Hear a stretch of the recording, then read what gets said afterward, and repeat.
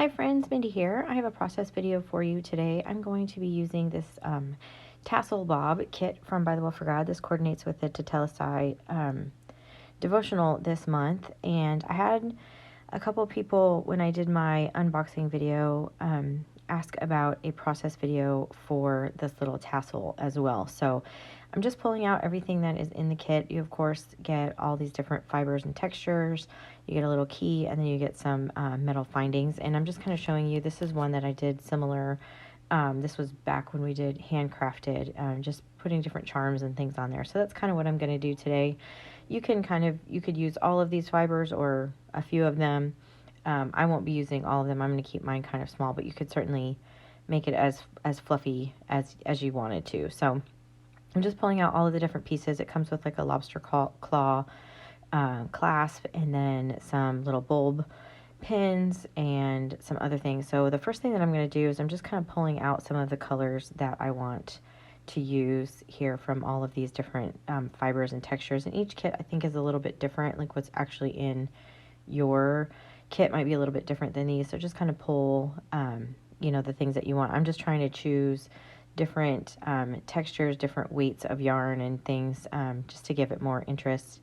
And so I'm pulling in some green and some of that kind of maroon, kind of wine color, and just kind of going through. I don't want to get it too super fluffy. Like I said, I'm going to keep mine on the thinner side, and then the extra little fiber pieces and stuff I will use in my journal that I'm making for the devotional kit itself. So just trying to keep all of the colors kind of balanced and the textures balanced. I added a little bit more green here with a darker green color, and then what I'm going to save these two thinner pieces of this kind of maroon color, and because those are going to be what I use to actually make up my tassel. So I am going to use the little circle part that attaches to the little lobster claw, and that's how I'm going to actually make my little tassel. So I'm just kind of laying everything out, and I know that I don't want it to be as long as these fibers are, so I'm just kind of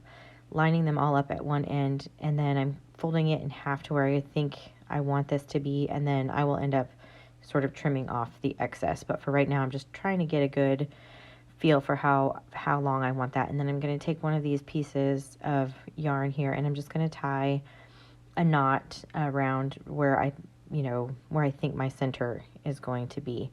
And I'm just going to tie that really nice and tight. And then that's going to kind of hold everything together so that my pieces don't fall out or anything like that. And I'm kind of just fiddling with it here, trying to get it back to the center piece, because what I'm going to end up doing is threading all of these pieces from this one section through that round piece right here. And so I'm just going to thread them all through as one. It might have been easier to do kind of thread them through individually, but I just wasn't thinking that far in advance. So I'm just pulling this one end through, and then the part where the tie is will be the part that kind of stays up at the top around that ring, and then it will fold over. And then I will just later on, I'll go in and trim this down so that everything is kind of relatively the same length. It won't be exact, but that's fine too. So I'm just trying to get everything kind of situated. I'm sorry I'm a little bit off camera here. I was pulling it close to me so I could see what I was doing. And then I'm going to take this other piece that's a little bit longer, and I'm just going to now kind of make the tassel part at the top. So I'm just kind of holding this in place and leaving a little bit of tail, and then I'm going to just wrap this thread or this yarn just around a bunch of times until I get it to where I feel like it's nice and tight and everything is secure. And I'm trying to make sure that I'm wrapping kind of right in the exact same spot. So you can see me, I'm just going around and around, and then I will end up just tying that into a knot when I feel like I've got it pretty secure and my yarns aren't going to move and everything is where I want it. And then I'm trying to kind of slide that up toward the top just to make sure everything is really secure. Again, just tying this in a square knot here, just pulling it really nice and tight. There are other ways that you can do this. I'm certainly not a professional tassel maker at all. This is just the way that made the most sense to me. And then I'm going to actually leave that piece on there just for another additional layer in there. And then I'll come back in later and trim that down. But for right now, I want to work on this key. This key has kind of a black tone to it. And what I'm going to do is use, this is the new Tim Holtz Distress Foundry Wax. If you haven't seen it, I would suggest going and watching his video. This stuff is magical. I think a couple people, I think Taryn and Lindsay have both done videos using this. And I have been dying to get mine out and use it. So I'm really excited. So again, this key had kind of a black look to it. And so I'm changing basically the look of this metal key using this foundry wax. So a couple things to note is, when you're using the foundry wax, you want to make sure that you immediately recap it, because the air will dry it out. And you can see I got way too much here I'm working on some deli paper. And so I didn't want it to go to waste. So I'm just taking a paintbrush and applying it to I had this little cork ampersand sitting on my desk. And I just didn't want any of it to go to waste. So I just applied that, and I went back through and put some more on my little key here because I had accidentally left a fingerprint in there. And there's 4 colors of this foundry wax.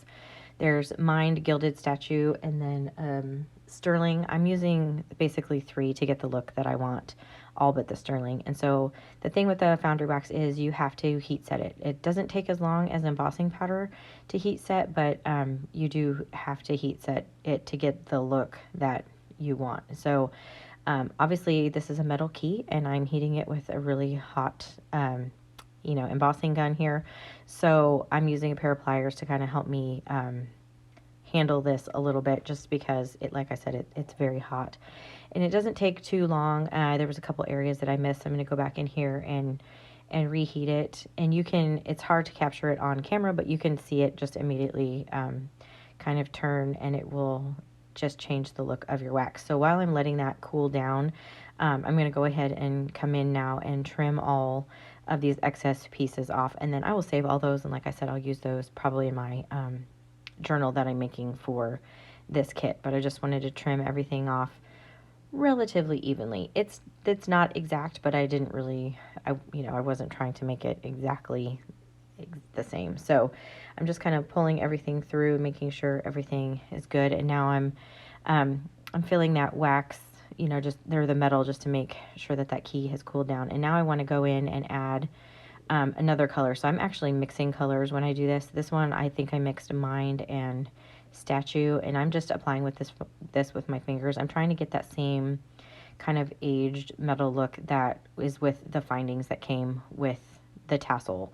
And so I found that the best combination actually was the Mind and the Statue to kind of get the look that I want. And you can see on that deli paper, I went ahead and just dried that, and you can see how just beautifully metallic that is.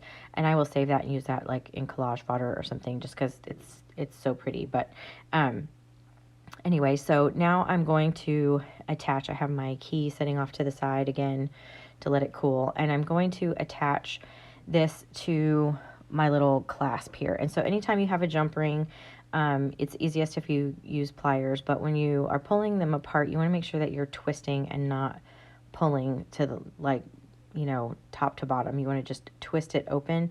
If you don't do it that way, then your ring will not close back properly. So you just kind of twist one away from you and one toward you, and then when you go to attach it, you just twist them back, and you'll get a really good closure that way, and everything will stay nice and secure.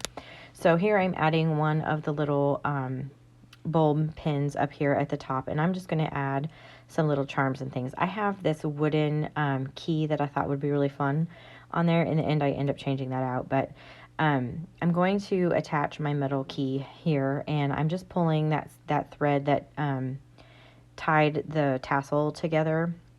That's what I'm going to attach my key to, and I'm just kind of trying to get it through that little hole on the top of the key, and it wasn't going through. So a little trick is I just took a little bit of washi tape and I kind of wrapped it around the very edge of this ribbon or this yarn, and then I'm just kind of making it come to a point, and then I can pull it right through. I'm just using some tweezers here to grab it, and then I just pulled that through, and then I'm going to tie this in a knot around the top of the key, and then I will just cut off the excess, and so then I can just get rid of the washi tape. So if you're ever having trouble, I'm not very nimble sometimes with my fingers, so having little tricks like that is helpful to me. So you can see here, I'm just making that knot right there at the top of this key, and then I'm going to go ahead and trim off the excess, and I'm actually going to add a little bit of Fabri-Tac glue to the knot just to make sure that the knot doesn't come unglued, and that way I can trim down the yarn a little bit closer to the knot. And then I found this button. I was actually going to use this on my journal, I decided instead to go ahead and add it here on my little tassel. I just put it on the little bulb pin and attached it to the top section of the little clasp. And I'm just going to go through here and add some other little bits and pieces.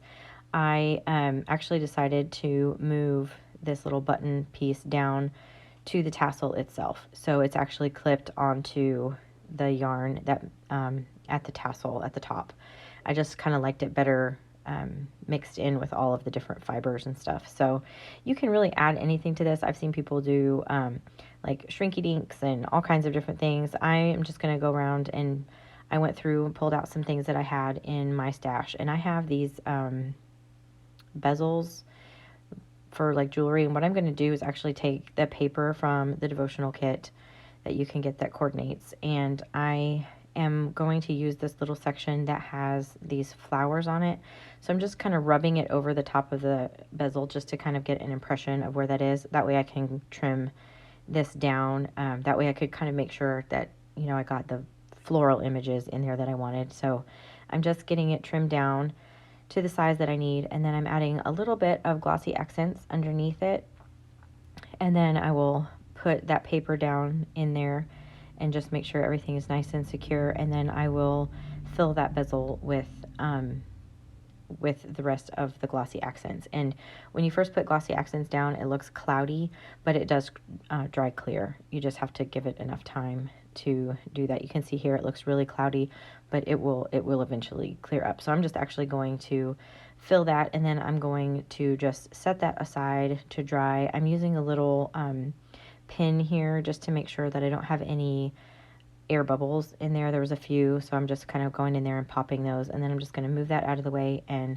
let that dry. And then I'm going to now add some of these little pieces. I took off that wooden key and added a key that I had in my stash instead that was just kind of that same color of metallic, and I had this lock, and so I added that as well.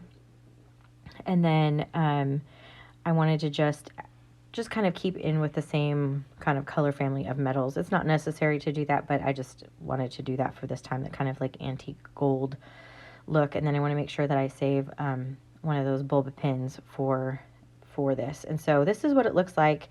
My bezel here is not completely dry, but you can kind of see what that will look like on there. And then I have this key. I had this little lock. I added a little heart-shaped button and another little lock. And then I actually had some letters, these little beads, and I just spelled out Tetelestai on there and put that on there as well. I just happened to have those in my stash. They were all the same color. So this is my little tassel, my little version of this anyway. So I hope that's helpful to you. If you liked this video, I would appreciate it if you gave it a thumbs up. Subscribe to my channel if you haven't already. And until next time, bye-bye.